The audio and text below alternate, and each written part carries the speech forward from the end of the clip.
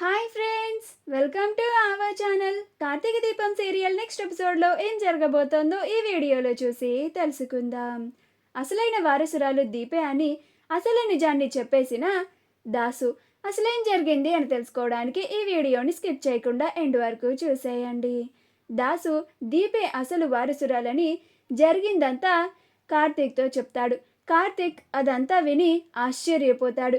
ఏంటి మావయ్య నువ్వు చెప్తుంది, అసలు నాకు నమ్మబుద్ధి కావడం లేదు అని అంటూ ఉంటాడు. అప్పుడు దాసు, ఇదంతా నిజమల్లుడు, ఇదంతా మా అమ్మ తన స్వార్థం కోసం, స్వలాభం కోసం చేసింది. నా కూతురు ఆ ఇంటి వారసురాలుగా పెరగాలి అని ఇన్ని కుట్రలు పన్ని ఆ దీపని ఐశ్వర్యంలో పెరగాల్సిందాన్ని ఇలా కుబేరు కూతురిలాగా పెరిగేలాగా చేసింది. ఇప్పటికీ దీపకి చాలా అన్యాయం జరిగిందల్లుడు. నేను ఈ నిజాన్ని దశరథ్ అన్నయ్యతో చెప్పడానికి వెళ్ళినప్పుడే ఆ జోట్స్నే నా తలపైన కొట్టి నేను గతాన్ని మర్చిపోయేలాగా చేసింది.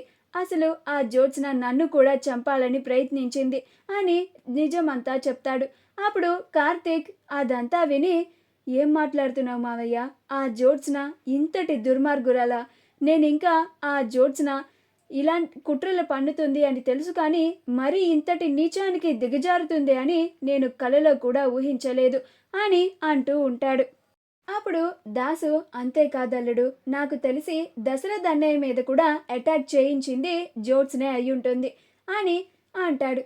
అప్పుడు కార్తీక్, ఏం మాట్లాడుతున్నావు మావయ్య, మా దశరథ మావయ్యని కూడా చంపాలని చూస్తుందా జోత్స్న అని అంటాడు. అప్పుడు దాసు, అవునల్లుడు, ఎందుకంటే నేను ఇప్పటికే చాలాసార్లు ఈ అసలు నిజాన్ని దశరథ్ అన్నయ్యతో చెప్పాలని ప్రయత్నించాను అని జోత్స్నకి తెలుసు. అందుకనే నన్ను ఎలా అయితే నేను నిజం చెప్తానేమో అని తనకి ప్రమాదమని నన్ను చంపాలనుకుంది. అదేవిధంగా దశరథ్ అన్నయ్యకి నిజం తెలిస్తే అది కూడా తనకి ప్రమాదమే కదా, అందుకనే దశరథ్ అన్నయ్యని కూడా చంపాలని చూస్తోంది అని అంటాడు. ఆ మాట వినగానే కార్తీక్ ఆశ్చర్యపోతాడు. అప్పుడు దాసు, ఆ దీపని కూడా ఇలా చంపాలనుకుంది జోట్స్నే అయ్యుంటుంది. నువ్వు దీపని ఇక నుంచి చాలా జాగ్రత్తగా చూసుకోవాలడు. అంతేకాదల్లుడు, ఖచ్చితంగా దీపని పొడిపించింది కూడా జోట్స్నే అయ్యుంటుంది. ఎందుకంటే దీప బతికుంటే అసలు వారసురాలు దీపే అని తెలిసిపోతే తన స్థానం పోతుంది కదా, తనకు రావాల్సిన ఆస్తి కూడా పోతుంది కదా అని అంటాడు.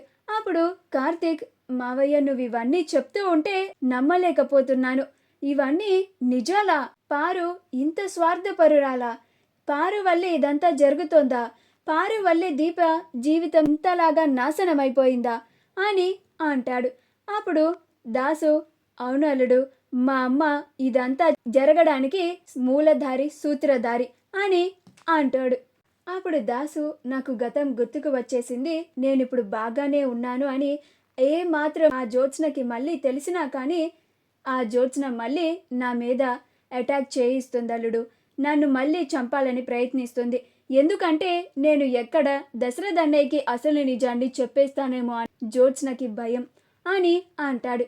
అప్పుడు కార్తీక్, మావయ్య నువ్వు చాలా జాగ్రత్తగా ఉండిప్పటి నుంచి, ఏ క్షణమైనా ఆ జ్యోత్స్న నిన్ను అటాక్ చేయొచ్చు. అందుకని ఆ జ్యోత్స్న ముందు ఇంతకు ముందులానే నీకు మతిస్థిమితం లేనట్టుగానే నటించు అని అంటాడు. అలాగే నువ్వు ఈ నిజాన్నంతా నాకు చెప్పినట్లుగా ఎవరికి చెప్పకు అని అంటాడు. అప్పుడు దాసు, అలాగే అల్లుడు, నువ్వు కూడా ఈ నిజాన్ని ఎవరికి చెప్పకు, కానీ దీపకి మాత్రం అన్యాయం జరగనివ్వకు. ఆ దీప అసలు వారసులాగా ఉండేలాగా చూసుకునే బాధ్యత నీదే అల్లుడు అని అంటాడు. దీప జాగ్రత్త అల్లుడు, దీప ఇప్పుడు చాలా ప్రమాదం నుంచి బయటపడింది. ఇప్పటికీ ఆ జ్యోత్స్న దీపని చంపాలనే ప్రయత్నిస్తూ ఉంటుంది. నువ్వు ఆ జ్యోత్స్నని మాత్రం అస్సలు నమ్మకు అని అంటాడు. అవునల్లుడు, ఇందాక నువ్వు ఆ జ్యోత్స్న ఇచ్చిన అగ్రిమెంట్ పేపర్స్ మీద సంతకాలు చేశావు, ఏంటది అని అంటాడు. అప్పుడు కార్తీక్, అదా మావయ్య, దీపకి బ్లడ్ కావాలి అంటే డోనర్స్ బ్లడ్ ఇస్తామని వచ్చారు, కానీ ఆ జ్యోత్స్న ఆ డోనర్స్ని తన కంట్రోల్లో పెట్టుకుంది. ఆ అగ్రిమెంట్ మీద సంతకం చేస్తే తప్ప ఆ డోనర్స్ని హాస్పిటల్ లోపలికి రానివ్వలేదు. అందుకే నేను తప్పనిసరి పరిస్థితుల్లో ఆ డాక్యుమెంట్ మీద సంతకాలు చేయాల్సి వచ్చింది మావయ్య అని అంటాడు. అప్పుడు దాసు, నువ్వు సంతకం చేశావు కాబట్టి ఆ జ్యోత్స్న ఇప్పుడు నీతో కూడా ఆడుకుంటుందల్లుడు. నువ్వు ఆ జ్యోత్స్నతో చాలా జాగ్రత్తగా ఉండాలి. వీలైతే జ్యోత్స్న దగ్గర ఉన్న ఆ అగ్రిమెంట్ పేపర్స్ని తీసుకొని చించేసేయి అని అంటాడు. మా వీడియో కనుక మీకు నచ్చినట్లయితే లైక్ చేయండి, షేర్ చేయండి, మా ఛానల్ని సబ్స్క్రైబ్ చేసుకోండి, పక్కనే ఉన్న బెల్ ఐకాన్ని క్లిక్ చేయడం మాత్రం మర్చిపోకండి.